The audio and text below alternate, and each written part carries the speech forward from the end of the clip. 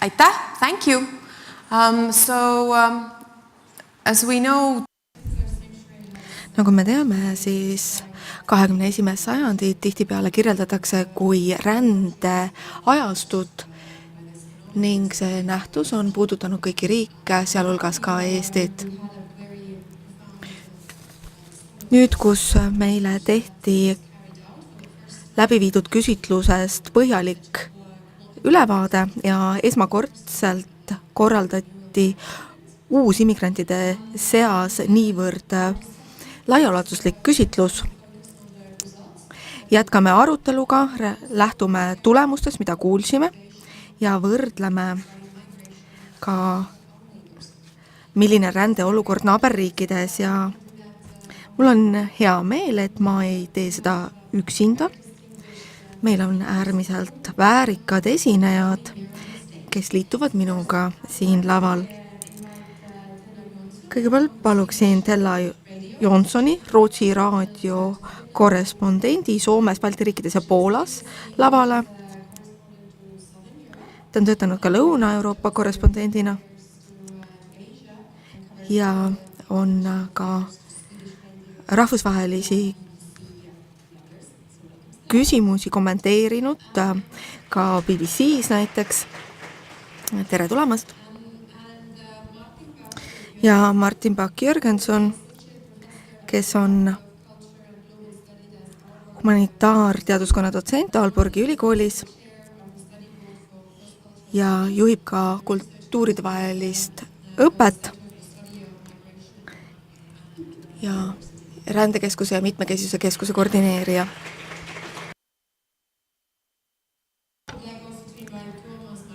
Ja paluksin siia ka Toomas Martikaineni, kes Soome Migratsiooni Instituuti juhib ja ta on Helsingi ülikoolis võrdlevusuteaduse dotsent. Peamiselt tegeleb ta sisserändega ja põlvkondade vahega erinevates etnilistes rühmitustes ja usurühmitustes. Ja lõpetuseks veel Tiit Tammataru, kes on linna- ja rahvastikugeograafia professor Tartu ülikoolis. Ja ta on töötanud ka Helsingi ja Utah ülikoolides ja Delfti tehnoloogia ülikoolis.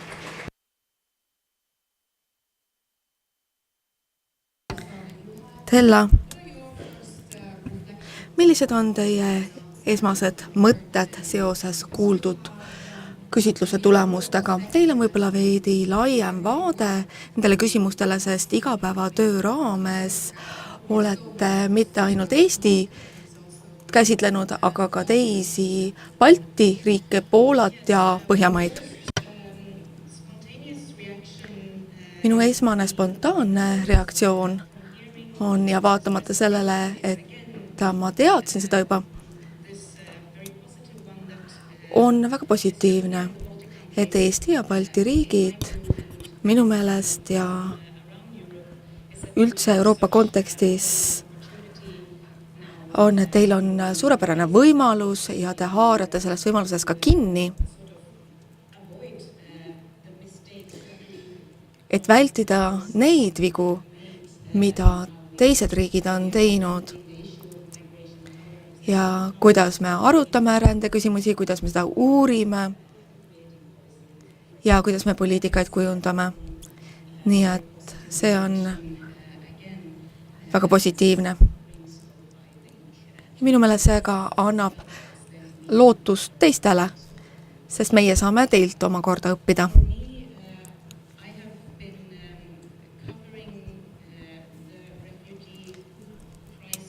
Mina olen Euroopa põgenikkriisi küsimusi käsitlenud ajakirjanikuna Läänemere piirkonnas, just tegelenud siis Põhjamaadega, Balti riikidega ja ma olen kohtunud sisserännutega, ma olen Põhja-Soomes, Põhja-Rootsi piiril kohtunud migrantidega, iraaklased, kes üritavad siseneda Soome, sest nad usuvad, et seal on suuremad võimalused saada elamisluba kui Rootsis, nii et nad on reisinud läbi Euroopa ja Rootsi selleks, et jõuda Soome. Ma olen Soomes ka vaadelnud neid küsimusi, kuidas ametivõimud saavad hakkama nende tuhandete peamiselt iraaklastega, kes soovivad riiki siseneda. Ja Rootsi puhul on sisserändajaid võetud nii pikka aega vastu, juba üle 100 aasta, et on muutunud selliseks sisserändajate riigiks, mitte väljarändajate riigiks. Ja Soome jaoks on see palju uuem nähtus. Me kindlasti Toomaselt kuuleme selle kohta pikemalt. Nii et nende riikide vahel, mis teistes aspektides on väga sarnases, on siiski suuri erinevusi. Ja ajakirjanikuna meeldib mulle rääkida meediast nii Soomes kui Rootsis. Tähistame meediavabaduse seaduse 25. aastapäeva, mida me jagame, sellepärast et see koostati, kui tegemist oli veel ühe sama riigiga. Meile küll meeldib mõelda, et me oleme väga sarnased, aga samas on meie kogemused mõneti erinevad ja seda olen kohanud ka reporterina oma töös, kui olen kohtunud inimestega Poolast, Eestist, Lätist, Leedust, kohtunud soomlastega. Kui ma küsin, millised on hoiakud sisserände osas ja sisserändajate vastuvõttu osas, siis ajalugu mängib olulist rolli, et siin inimesed omavad seda ajaloolist kogemust, et väljaspoolt on tuldud, soovitud meie riiki meilt ära võtta, et teil ei ole seda tausta, te ei mõista meid Rootsis näiteks. Ja see on väga tundlik teema, sellepärast, et see hõlmab rohkemat kui käesolev olukord, millega silmitsi olema. Süürias aset leidev sõda ja Iraagis ja paljudes teistes kohtades. Nii et mõnikord need ajaloolised kogemused ja tänapäeva kogemused jooksevad kokku. Ma väga pikalt ei kõnele, aga käesoleva uuringu puhul oli minu jaoks häiriv just see meedia usaldamatus.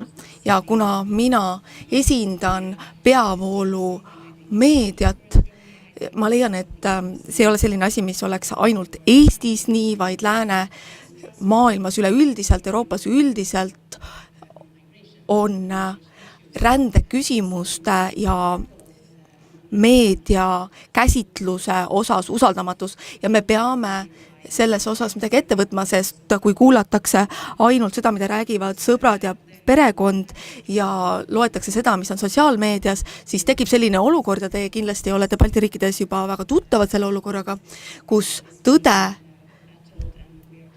pidevalt rünnatakse, me räägime propagandast ja vastupropagandast ja nii edasi, nii et teie jaoks ei ole siin midagi uudset, aga see mõjutab tulevikus kindlasti suurel määral ka arutelusid rände küsimuste üle. Ja Martin, kui te Taani seisukohast vaatlete, siis mis tunne tekib? No on sarnasusi ja erinevusi. Mul oli 3 peamist kommentaari, vaatame, kas ma on aega nendest rääkida. Olen nõus Stellaga, et Eestil on ainulaadne võimalus käituda proaktiivselt ja ennetavalt, sest uussisserändajaid on üsna vähe ja Taani on küll väikene riik, vaatamata selle, et rahvaarv on 4 korda suurem kui Eestis. Ja põgenike kriis on mõjutanud avalikku diskursust ja poliitilist diskursust. 2015 võtsime 21 200 varjupaiga taotlust vastu ja seda oli rohkem kunagi varem ja võeti kasutusele meetmed, et seda piirata, nii et käesoleva aasta oktoobris oli vaid üle 5000 inimese taotlenud varjupaika ja Taani on suures osas transiitriik, paljud varjupaiga taotlejad, kes liiguvad Taanist läbi või kes saabusid 2015 Taani, tahtsid edasi minna Rootsi, aga Dublini reeglite tõttu ei saanud seda teha ja ei tohi kindlasti ka põgenikekriisi üle rõhutada, sellepärast et meie riikides elab inimesi, kes on siia sisse rännanud, aga siia ka jäänud. Nii et Taani tuli 5600 varjupaiga taotlejat, 80% umbes neist ka saavad elamisloa. Nii et see olukord on sarnane 90. aastate algusega. Kui Jugoslaavias oli konflikt, siis saabus väga palju varjupaiga taotlejaid Taani. Ja need inimesed, kes siis saabusid Taani, on lõimunud. Ja räägiksin paari sõnaga ka inimõiguste olukorrast. Mulle väga meeldis presidendi sissejuhatav kõne ja mil moel inimõigustest rääkida. Praegu on Taanis konsensus,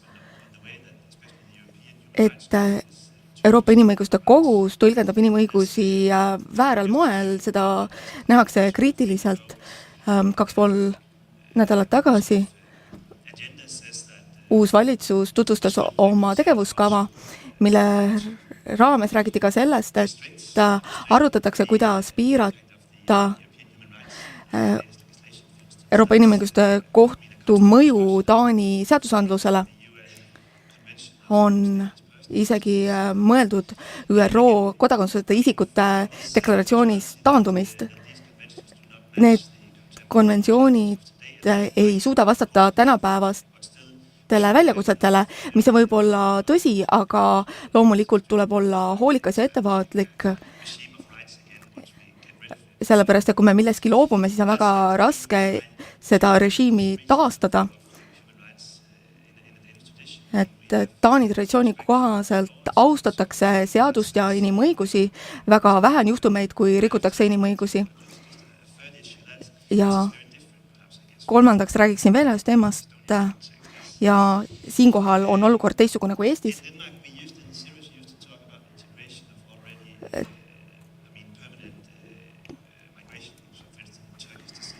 Ja Taanis on ka türklasi ja pakistanlasi, kes on seal pikaajaliselt juba elanud ja nad on lõimunud, aga viimased 5-6 aastat on räägitud pigem uuspõgenike lõimimisest ja on vastu võetud erinevaid poliitikaid, et tegeleda selle uue olukorraga ja me näeme mitmeid selliseid heidutusmeetmeid selleks, et seda voogu vähendada, mis iseenesest on ju arusaadav ja loogiline, aga tuleb olla ettevaatlik selle osas, kuidas me seda korraldame.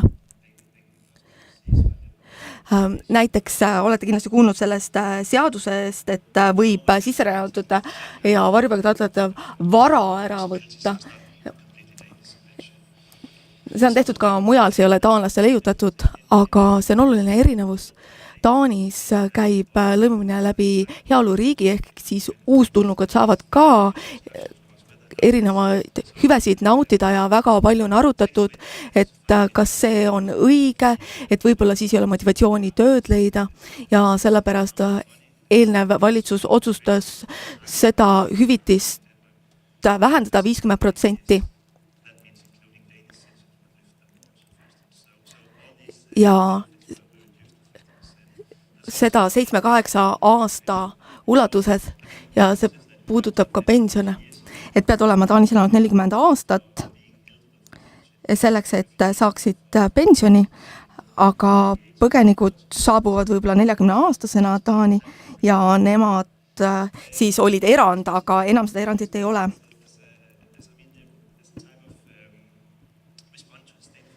Ja tegelikult enamik poliitilised parteisid on toetanud neid muudatusi, see on nagu erakorralisele olukorrale või hädaolukorrale reageerimine, sellega kaasnevad ka erinevad väljakutsed. migratsioonipoliitika instituudi raportis on nendele ka viidatud. Kindlasti tuleb silmas pidada, et vanemad ja alaealised migrandid ei satuks ohtu ja vaesusesse. Kas mul on veel hetk aega? Ja lisaks on üritatud intensiivsemalt kaasata migrante tööturule. Selleks on 2 projekti ja põgenikke saab tööle võtta näiteks madalama palgaga kui taanlasi, et oleks lihtsam siseneda tööturule, aga risk seisneb muidugi selles, et tööturul on ebavõrdsed õigused ja seega tekib selline kahekihiline tööturg. You know, Estonia and Finland, we have Aga Toomas, Eestis ja Soomes meil on väga tihe vestlus sisserände teemal ja me näeme, et soomlased on muidugi kõige suurem rahvusgrupp, kes tuleb siia Euroopa Liidust ja eestlased Soomes kõige suurem sisserändajate grupp. Kui me vaatame nüüd vastuseid uuringus, kus vastajad siis ütleksid, millal nad on Eestisse tulnud ja miks nad on tulnud, siis väga paljud on öelnud, et nendel olid küllaltki emotsionaalsed kommentaarid selle kohta, miks nad tahaksid lahkuda Soomest ja tulla Eestis ja kuidas see siis Soome poolt välja näeb. Ja mis puudutab ka briti traditsioonilisi koomikuid, nemad juba laulsid, et Finland, Finland, Finland, the country I would like to be, riik, kuhu ma seda tahaksin olla. Ja kui me vaatame mõningaid neid kommentaare, sest nad tahavad lahkuda Soomest maksunduse tõttu ja nad tahavad saada oma kodanikuvabadusi tagasi.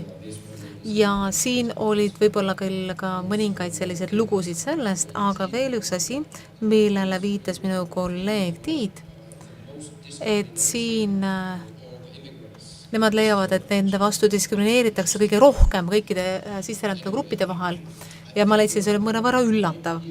Nii et minu arusaam küsitlusest oli see, et rahvusvaheline sisseränne Lääne-Euroopa mõttes on küllaltki uus fenomen. Me näeme seda, et küllaltki vähesed inimesed on teadlikud, et on olemas sellised organisatsioonid, kuidas inimesi tuntakse, kuidas tuntakse enda vajadusi, nii et igas riigis on loomulikult oma ajalugu ja ka sisserände sõnavara on see, mida me tihtipeale mõistame erinevatel viisidel. Eestis näiteks viidatakse eelkõige venekeelsele elanikkonnale ja sellega seonduvale ajaloole. Ja seda mainiti ka, et see on võimalus õppida teistelt. Mina olen oma loomu poolest optimist, aga ma olen pragmaatiline pessimist aeg-ajalt. Ja on ju niimoodi, et see on inimloomuses, et me peame õppima oma enda vigadest. Ja see on ka ehk siis see reaalsus, millega peame siin silmissi seisma. Üks hea asi, mis sellest aruandlusest tulenes, oli see asi, et kui me nüüd vaatame OECD riike ja neid inimesi, kes siia tulevad, siis need on tihtipeale perede taasühendamine, need on üks põhiline põhjus, miks tulla. Ja see on ka niimoodi Eestis, aga siin on üks eripära, mida me ei näe nii paljudes OECD riikides. Ja see on seotud siis kõrge sisserände tasemiga, mis on seotud tööga, vähemalt Eestis on see nii. Ja ma arvan, et Eestis on väga hea võimalus, te saate väldida neid vigu, kus te leiate, et sisserändajate lõimumine on seotud ainult sunniviisilise sisserändega. Ja see on küllaltki dominantseks muutunud väga paljudes Euroopa Liidu liikmesriikides, kaasa arvatud Soomes. Soomes inimestel, kellel on selline sunnitud migratsioonitaust, kes on pagulased, siis nemad on umbes 10% nendest, kes elavad Soomes ja kes on sündinud välismaal. Kui me vaatame neid küsimusi, siis 90% on seotud pagulastega ja sunnitud sisserändega. Ja ma arvan, et see on tegelikult moonutus, sellepärast kuidas me saame tegelikult langetada häid otsuseid, kui me mõtleme hoopis mingi muu asja peale, võrreldes sellega, mille abil me langetame otsuseid.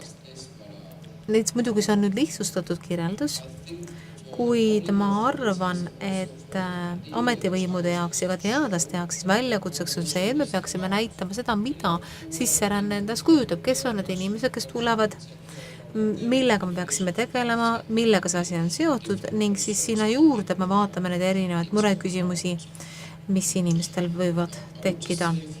Ja ma tahaksin mainida veel paari asja, lõpetades Soomega. Me oleme nüüd juba 2 aastat elanud sellises olukorras, kus meil on populistlik erakond valitsuses, Taanis on samasugune olukord. Nii et see ei ole muutunud palju, aga see on üht-teist muutunud. Ja me näeme ka seda, et varjupaiga taotlejaid on rohkem. Me näeme ka seda, et selle aja poliitiline juhtkond pidi langetama väga kiireid otsuseid.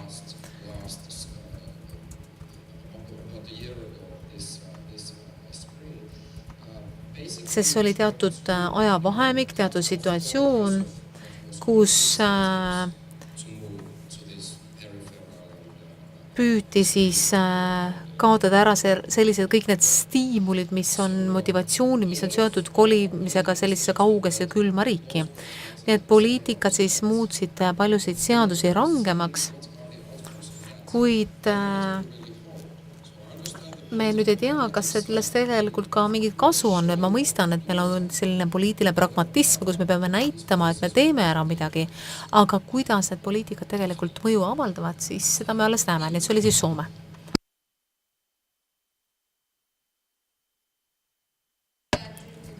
Te ütlesite, et integratsioon, lõimumine on mõlemapoolne protsess, et kui inimesed tulevad, siis nendel siis ka kohalikul elanikonnal on väga oluline roll mängida. Kas see on nii? Ja kindlasti, ja see, mida te ka ütlesite, kui te alustasite, siis te ütlesite, et me elame ikkagi uuel ajastul ja uued sisserändajad toovad ka Eesti uude ajastusse. Kui me vaatame Eesti ajalugu, siis viimase 2 sajandi jooksul, siin me oleme niikuinii näinud sisserändamise ajastut kogu selle aja jooksul. 19. sajandi keskel me kaotasime umbes 20% oma elanikkonnast Venemaale ja siis toimus suur väljaränne teise maailmasõja ajal ja sisseränne Eestisse Nõukogude ajastul. Mina olen ka järgmise inimõiguse arengu raporti toimetaja ja me oleme mõelnud selle peale, et me oleme selles nõiaringis juba, kui me vaatame eestlasi ja venekeelset elanikkonda, kus nad töötavad ja kus nad elavad ja kus nad õpivad, siis meil on tegemist juba 2 paralleelse ühiskonnaga. Ja tundub mulle, et see lõhe üha suureneb vähemalt teatud valdkondades. Nii et see uus sisseränne, ehk siis need uued sisserändajad, kes tulevad Eestisse, nad jõuavad ühiskonda, kus on juba eraldi segmendid, tegemist ei ole homogeense ühiskonnaga ning meil on tegemist eristumisega, mis on põhiliselt keelepõhine Eesti ja venekeelne osa. See on tõepoolest nii, et lõimumine on mõlemapoolne protsess, kuid seal on ka rohkem aspekte ka, kui meil on tegemist vastuvõtva ühiskonnaga, mis ei ole homogeenne ja seesama kehtib ka sisserändajate kohta, kuid selleks, et tegemist oleks siis 2-poolse protsessiga, inimesed peavad kohtuma.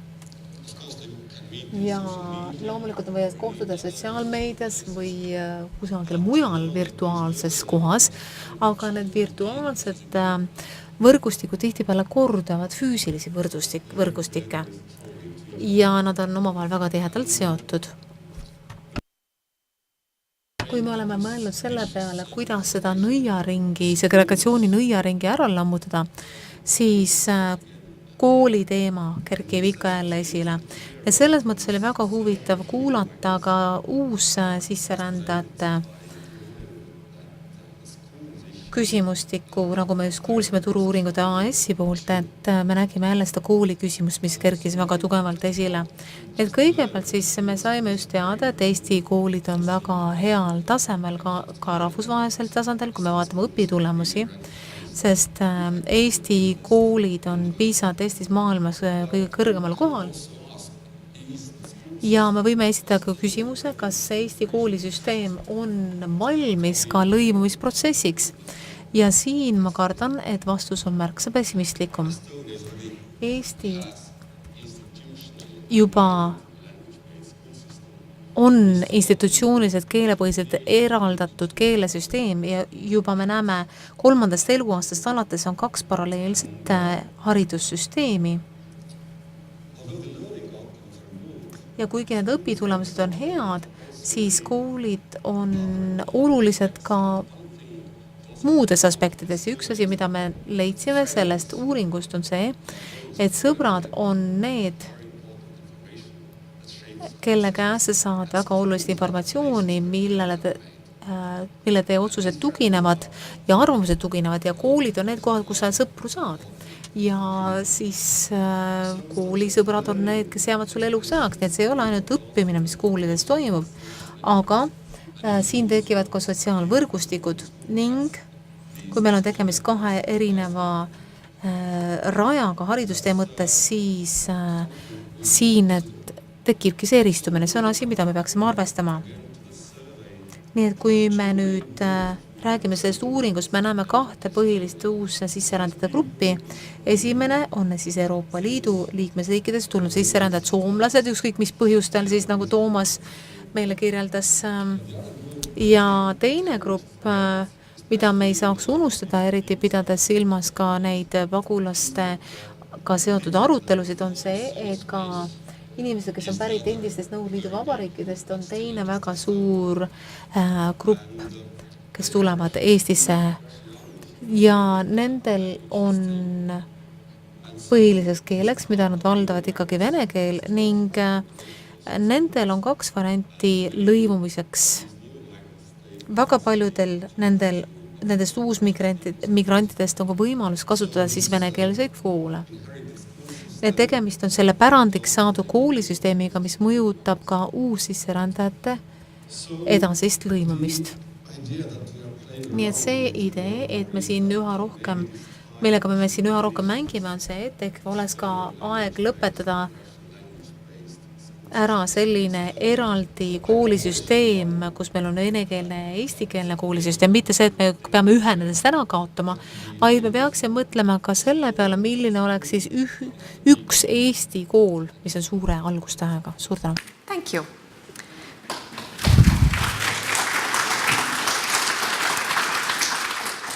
So it's usually at these kind of events, we usually selliste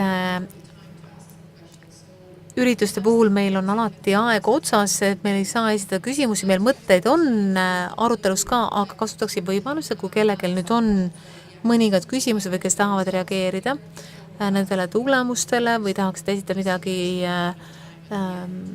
esitada küsimusi kõnelejatele, siis üks võimalus on. Kas on kellelgi küsimusi? Okay, so we'll carry on. Jätkame siis praegu. Üks nendest asjadest, mis siin esile kerkis, oli see, et kuigi inimesed tajuvad sisserännet kui sellist asja, mis on alati meie mõtetes, kuid samal ajal, kui nüüd esitada konkreetseid küsimusi selle kohta, kas inimesed teavad, millised on need asutused või organisatsioonid või kas nad on ise midagi teinud, siis kas see on tegelikult probleemiks või see ei ole probleem, sellepärast et igapäevase elu mõttes nii sisserändajad ja ka kohalikud inimesed tavaliselt muretsevad ju samade asjade pärast. Nad tahavad, et neil läks hästi, nad tahavad, et lapsed läheks kooli, nad tahavad leida head töökohta. Mida te sellest arvate? So is it a problem at all? Yes, Toomas. On see üldse probleem, Toomas? Aasta tagasi oli väga eriline aeg, pildid selles, kuidas inimesed suure voona tulevad Euroopasse, massi sisseränne ja kasutati metafoore nagu vee voolamine, mis läbistab kõik. Minu meelest tekitas see visiooni inimeste liikuvusest, mis ei ole päris täpne tegelikult. selliseid asju on ette tulnud kogu ajaloo vältel, äkilised muutused, massiränne, ükskõik mis põhjusel. Aga kui me vaatame, milline on reaalsus, siis ränne suurel määral on äärmiselt reguleeritud. On rännet puudutavad seadused, on inimesed, kes küll ei järgi neid seaduseid, kuid sellel on omad tagajärjed.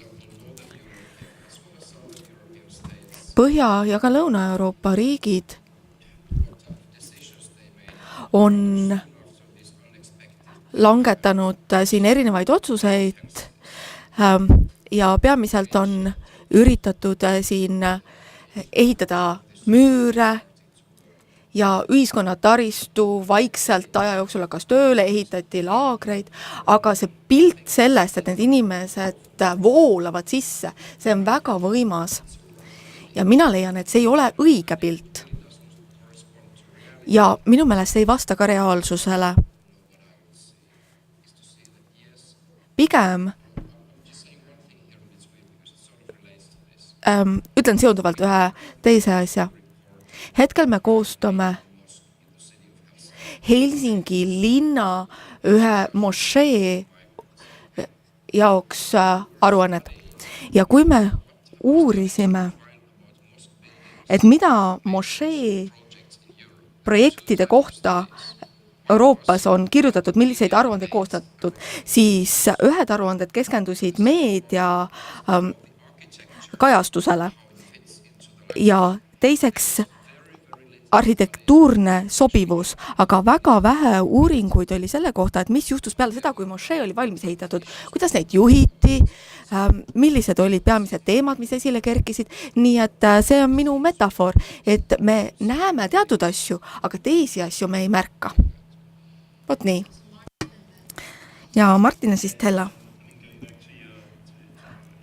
Tulles tagasi teie küsimuse juurde, siis Taanis uustulnukad teavad neid institutsioone, sest kõik on väga reguleeritud. Kui nad asuvad tööle, siis selle jaoks on konkreetne teekond neile ette nähtud. Nad peavad konkreetse institutsiooniga ühendust võtma. Varjupaigataotlejate jaoks on meil vastuvõtukeskused, kus infot jagatakse. Aga pigem võib-olla siis kohalikud inimesed ei tunne neid institutsioone ja Taanis on väga palju müüte, et kui palju varjupaigataotlejad saavad hüvitisi ja raha. Ajalehes tihtipeale kirjutatakse sellesse, et kuidas on võimalik, et varjupaigataotleja saab palju rohkem raha kui tavaline taanlane, tegelikult nad saavad vaid pool sellest summast. Ja see tunnetus, et inimesi kohaldatakse erinevalt, see on probleem. Ja loomulikult see on probleem, kui inimene tunneb, et nad ei ela õiglases ühiskonnas ja see ei toeta demokraatiat. Nii et kindlasti on vaja siinkohal veel tööd teha.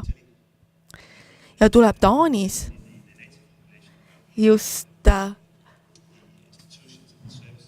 kohalikele taanlastele tutvustada neid erinevaid teenuseid ja institutsioone. Aga Tiit veidi viitas ühele teisele küsimusele, et ei ole piisavat ligipääsu ja see on suurem probleem kui asutuste teadmine, sest meil kõigil asub vastutus, et see toimiks ja ka sisserändajad ise, et nad ei tõmbuks endasse või ei suhtleks ainult oma kogukonnaga. Aga see puudutab ka siis etnilisi taanlasi.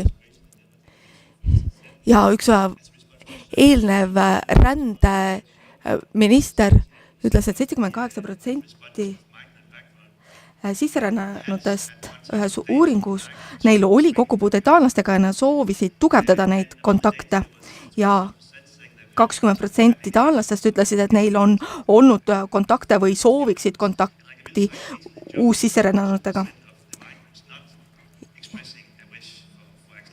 Ja see 22% sisserännanutest ei soovigi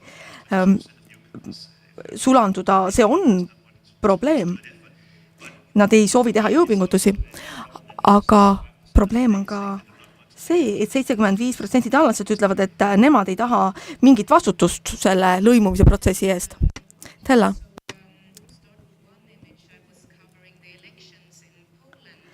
ma kajastasin aasta tagasi Poola valimisi ja põgenikud ning kas Poola peaks põgenikke vastu võtma või mitte ja rändeküsimused olid üheks peamisteks teemadest, mida käsitleti valimiste raames ja see oli väga huvitav, sellepärast et tegemist oli pigem hüpoteetilise probleemiga, sest põhimõtteliselt ei olnudki põgenikke, kes oleks Poola sisenenud ja olukord on endiselt selline, see on lihtsalt üks näide selle kohta, kuidas see teema ja need pealkirjad, põgenikud, sisserändajad, muutub abstraktseks,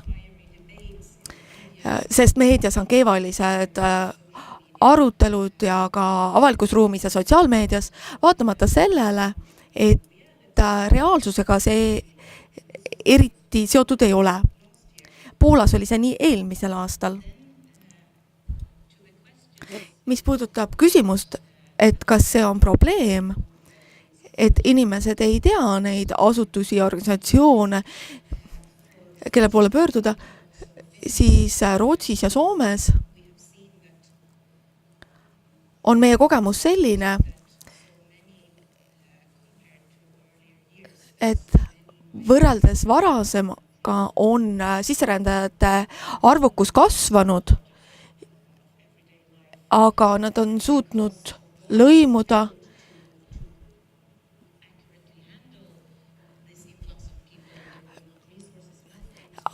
tihtipeale just vabatahtlikud kodanikud ise, kirikurühmitused, muud rühmitused, mis asutati, pidid ise panustama, kohtuma põgenikega, sellepärast, et ametiasutused ei suutnud seda teha ja palju sellest leidis aset vajaduse tõttu, nii et see on ka harinud meie ühiskondi, et just kohalikud elanikud said teada, mida tähendavad inimõigused, millised on õigused ja kohustused. Ja ma usun, et tulevikus leiab see sama aset ka Eestis, kui inimesed lihtsalt peavad silmitsi seisma nende küsimustega. Ma leian ka, et eestlased on väga praktilised inimesed ja nagu Toomas ütles, siis soomlased ka. Käesolevas uuringus seda ei kajastatud, aga üks teine uuring, mis 5 või 2 aastat tagasi, kui eestlastelt küsiti, mida nad arvavad rändest ja küsiti ka tõenäosuste kohta ja mida nad ootavad inimestest, kes siia tulevad, siis nad ütlesid, et neil on tunne, et sisserändajatel on keeruline lõimuda Eesti ühiskonda. Nad leidsid, et see on väljakutse ja kui me vaatame täna esitletud uuringu tulemusi, siis näeme samuti seda vastastikust huvi. Et kohalik elanikkond on huvitatud teistest kultuuridest, kas need on siis nii-öelda vanemad sisserännanud või uued sisserännanud, see on veidi asümmeetriline. Loomulikult Eesti ei ole siinkohal erandlik, seda jääb aset ka teistes riikides, aga mida teie arvate? Kas see on väljakutse ja kuidas me ületame selle takistuse või see on midagi sellist, mida lihtsalt ei ole võimalik vältida, et see lihtsalt on nii ja ei olegi kuidagi lihtsal moel võimalik seda ületada. Tiit. Teeksin otsa lahti, eriti kuna siin varasemalt viidati institutsioonidele ja Martin rääkis ka kontaktidest, mis on väga oluline. Minu meelest on siin oluline just võrgustik. Rändeprotsessis on erinevad võrgustikud, aga see on alati võrgustikupõhine nähtus, kas see on etniline või pere või töövõrgustik, mis iganes mingi võrgustik siin protsessi taga on. Aga ma ei oleks nende tulemuste osas eriti pessimistlik, et kuivõrd tuntakse organisatsioone ja asutusi, et need näitajad on madalad. Me selle küsitlusega midagi mõõtsime, aga me ei näe tervikpilti, nii et kindlasti teatud valdkondades on teadmised üsna head. tooksin näiteks selle, et need sisserändajad, kes on tulnud endises Nõukogude Liidu alade, et nemad läbi venekeelse kogukonna väga hästi tunnevad seda, kuidas protsessid ühiskonnas käivad. Nii et alati nende küsitlustega ei suudeta haarata kõike seda. Toomas?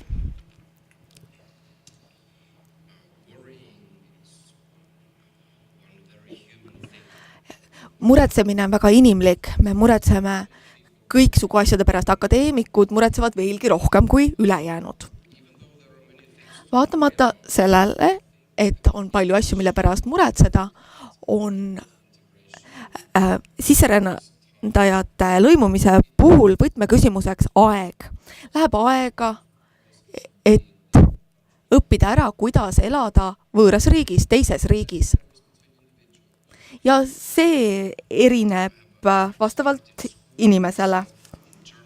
Mina läksin Saksamaal kooli nii, et ma ei osanud saksa keelt ja sellest ei tulnud midagi välja, mind saadeti tagasi Soome. Hiljem ma õppisin keele selgeks, polnud probleemi. Aga kui me vaatame siin üksikisiku tasapinnalt seda, siis on kogemused ja lood väga erinevad. Ühiskond saab seda teatud määral toetada, aga mina leian seda,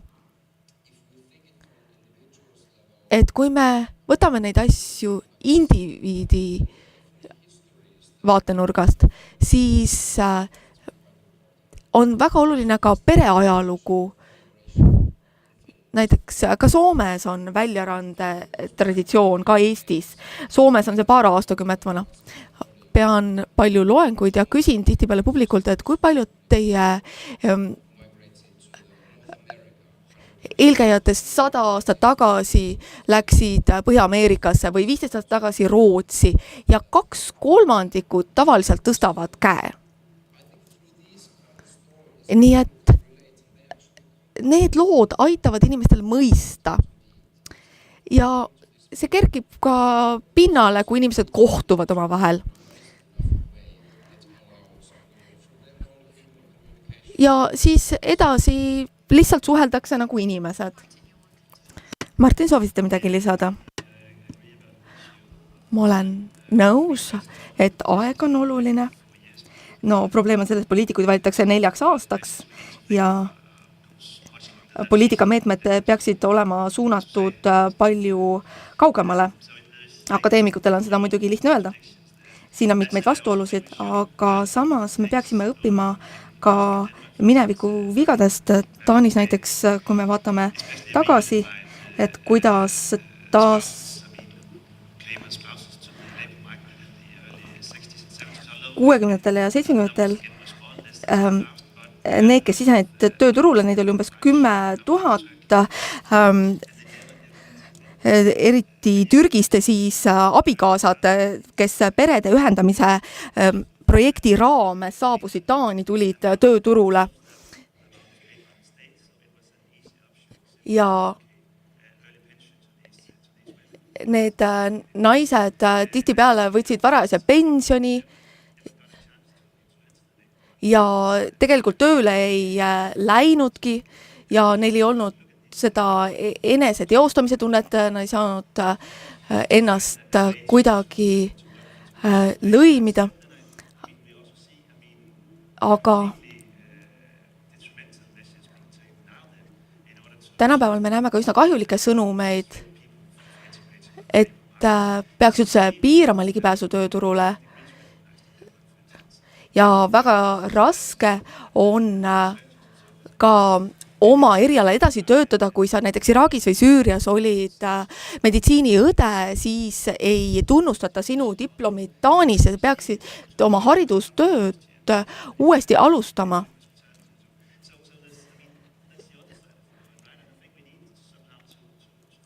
Nii et see on selle loo teine pool ja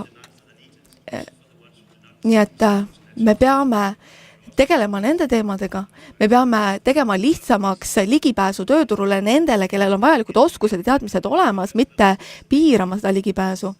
Ja heaoluriigis nagu Taani on probleem ka selles, et raha on kõige olulisem, et sisserändajad lähevad kulukaks. No see on ka tõsi, aga tundub, et see raha küsimus varjutab kõik muu. Nii et mina leian, et peaks kindlasti lihtsustama ligipääsu tööturule. Enne kui ma annan sõna Tiidule, siis kas keegi sooviks midagi küsida? Kõigepealt annan sõna Tiidule ja siis kuulame ka küsimust. Ma räägin lühidalt. Tihtipeale mõtleme sisse rännanutele ja lõimumisele kui tööturule sisenemisele, et see on see viis, kuidas lõimida, aga tõendid näitab midagi muud. Kui me vaatame uuringu tulemusi, siis kõige tähtsam põhjus, miks emigreeritakse, on perekond, mitte töö. Ja kui küsitakse, et miks te tulite teise riiki, siis on väga palju erinevaid põhjuseid, mis mingil määral on seotud tööga, aga mitte ainult. Nii et loomulikult on oluline tööturule lõimida uustulnukaid, aga see ei ole ainukene moodus. Ja kui me räägime koolidest, siis lõimumine toimub tihtipeale läbi laste ja kui lapsed kohtuvad, siis kohtuvad ka lapsevanemad. Ja siis tekib positiivne kontekst ja lõimumise puhul ei pea alati mõtlema ainult tööle. Thank you very much. Thank you very much. Suur tänu, minu nimi Ahmed Shamir, ma olen Egiptuse kodanik ja ma elan siin Eestis. Ma olen siin elanud 6 aastat ja iga kord, kui ma kohtun uue Eesti sõbraga, ta küsib minu käest, ja miks sa siin oled? Ja miks sa siin siis oled? Mulle meeldib külm ilm. See on tavaliselt minu vastus. Aga kui sa reisid ringi, siis see on selline üldine arvamus, mis on Eesti inimeste vaimuses vägagi tugev, et kõik arvavad, et keegi ei taha ju siia tulla, mis on minu jaoks ju väga imelik. Sest kui ma reisin Ameerika Ühendriikidesse, siis ma näen seal väga palju Eesti ja Rootsi taustaga inimesi Minnesotas eriti, ja kui ma reisin Kanadasse, siis seal on ka rootslasi ja eestlasi palju. Nii et teie reisite ringi, aga te ei eelda, et inimesed reisivad teie riiki. Ja arvatakse, et külm kliima hoiab inimesi eemale. See on väga naljakas, sellepärast, et see on nagu Game of Thrones, troonide mäng, et talv tuleb ja ei saa üle seina ronida. Nii et ma olen siin nüüd koos inimestega põhjast või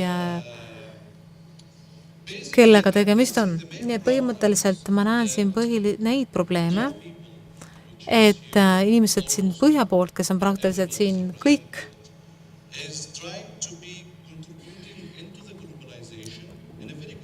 teie püüate anda oma panust üleilmastumisele väga hästi, kus te toodate erinevaid tooteid ja IKEA näiteks on ja Skype, aga tundub, et teid ennast see nagu ei mõjuta ja meie ja kõik erinevad värvitooni inimesi on ju ka osa sellest globaliseerunud maailmast ja on väga tavaline, et te toodate asju, et müüte neid meile ja siis on ka selge, et me püüame teiega suhelda. Ja osa sellest normaalsusest on see, et kui on konflikt kuskil maailma osas, siis on ka teil oma panus. Ja kui teie poliitikud üldse ei anna oma panust ja Euroopa Liidul ei ole mingit strateegiat lahendusteks nendes kohtades mujal maailmas, siis inimesed tulevad siia. Ja kui see teid hirmutab, siis mul on sellest väga kahju. Kui Aleppos elavad inimesed praegu seisavad silmisti sama reaalsusega, kui Eesti inimestel võib ka tulevikus seista, sest me näeme, et kogu aeg keegi torgib, Venemaa kogu aeg torgib Eestit. Nii et see on väga lihtne võrrand, kui samasugune pommitamine võib ka Eestit ees oodata, nii et kui teie ei leia ühisosa siin, siis kes leiab? Ja tõepoolest, kui me võrdleme numbreid, siis Eestist, jah, me leiame, et eestlased lahkuvad rohkem Eestist. Aga eelmine aasta oli esimene kord, kui neto sisseränne oli positiivne, et rohkem inimesi tulid siia. Aga liiga vara on veel öelda, kas see on nüüd muutunud trend või mitte, aga suur tänu teile panuse eest. Kas keegi teine soovib ka sõna?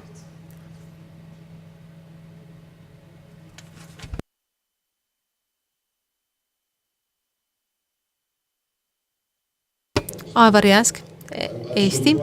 Ja ma olen üllatunud, et me arutame ikkagi sisserännat selliselt üldisel tasandil, sest ma ei usu, et kellelgi siin on probleeme sisserändaga, see probleem on ju mujal.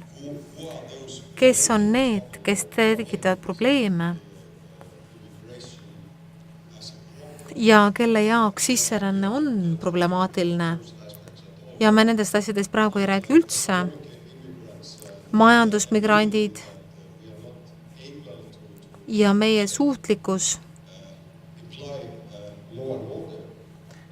et me ei suuda kehtestada õigust ja korda nende inimeste suhtes, kes tulevad siia, kes korda rikuvad ja elavad abirahadest.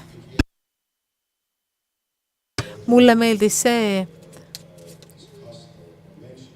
osa, kus mainiti ka majandusküsimusi. Ja miks need Aasia migrandid ei lähe nendesse riikidesse, mis on nende lähedal ja mis on väga rikkad? Kas see on sellepärast, et seal on seaduse korraga lugu parem ja siin on vähem seadust ja korda? See on kõik. Suur tänu. Kas keegi soovib vastata? Üks küsimus siis veel.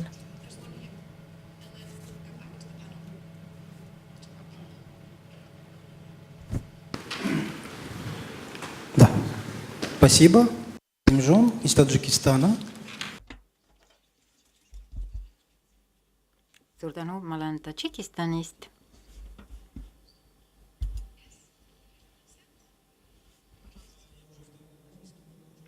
Ma olen juba teist korda Eestis. Eelmisel aastal olin ka Eestis ja siis ka tõusis küsimus migratsioonist. Öeldi, et Eestis on vähe migrante tulnud. Praegu on aasta 2016 ja nüüd on juba nii palju probleeme, nii palju sisserännanuid. Mul on küsimus Martinile. Tiidule, vabandust. Need, kes uuringu läbi tegid. See uuringu läbiviimine, kuidas see on ühiskonda Eestis mõjutanud ja kas on ka mingisuguseid otsuseid riigi poolt vastu võetud? Kui vaadata, igas riigis on migratsiooniorganid, aga kas tänapäeval on midagi ka ühiskonnas riigis muutunud? Ma võin vastata küsimuse esimesele poolele. Mis on muutunud? Tegelikult täna me esitleme esimest korda selle uuringu tulemus ja millised saavad olema lõpptulemused, see on vara veel öelda. Kas soovite kommenteerida? Ma tegelikult ei tea nii palju Eesti ühiskonda ja mõju, kui sellesse küsimus oli. Ma tõesti ei oska sellele vastata. Alustame Tiiduga, siis tuleme selle küsimuse juurde tagasi. Ja kui me räägime siis asutustest, ma arvan, et Eva-Maria ilmselt ise oskab kõige paremini sellele vastata. On muidugi erinevaid viise, kuidas seda asja korraldada ja kõige suurem küsimus on seotud sellega, kuidas sisserändajad saavad siia tulla, kuidas neid saab kaasata. Ja kõige olulisem asi, mida Eesti valitsus on teinud, on see, et kõigepealt see infokanal on avatud, et on olemas internetis selline värav, portaal, kus on kogu informatsioon olemas ja siis sealt saab väga lihtsalt juba edasi liikuda, nii et kas Eva-Maria teab, kui kaugel me selle portaaliga oleme? Ma tean, et Eesti seadusandlus sisserände kohta on juba läbinud mitmeid muudatusi. Ja siin me räägime avatumast poliitika arendamisest erinevate osapoolte vahel.